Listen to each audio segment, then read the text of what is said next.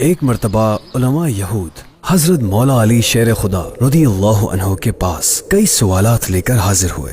آپ رضی اللہ عنہ نے ان سے فرمایا، بے شک میرے پاس علم کے 60 دروازے ہیں اور ان میں ہر دروازہ کاغذ کے 1000 بوجھ کا محتاج ہے، لہٰذا تم جو چاہو مجھ سے پوچھو۔ یہودیوں نے کئی سوالات کیے، جن میں سے چند یہ ہیں: وہ کون سی چیز ہے جو آسمانوں سے زیادہ بڑی ہے؟ دوسرا، وہ کون سی چیز ہے جو زمین سے زیادہ وسیع ہے؟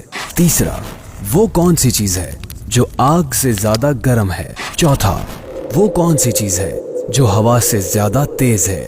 پانچواں، وہ کون سی چیز ہے جو دریا سے زیادہ غنی ہے؟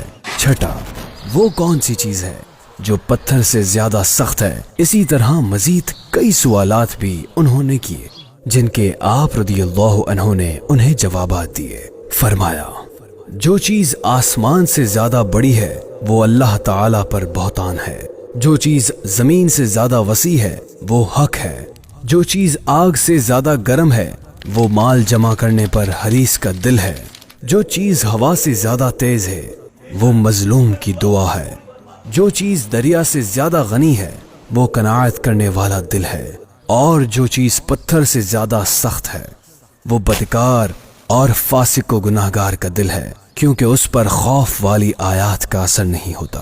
علماء یہود نے اپنے کئی سوالات کے جوابات جب سنے تو مولا علی سے متاثر ہو کر یہ بات کہنے پر مجبور ہو گئے کہ دین اسلام ہی دین حق ہے، اور وہ تمام کے تمام کلمہ پڑھ کر دائرہ اسلام میں داخل ہو گئے۔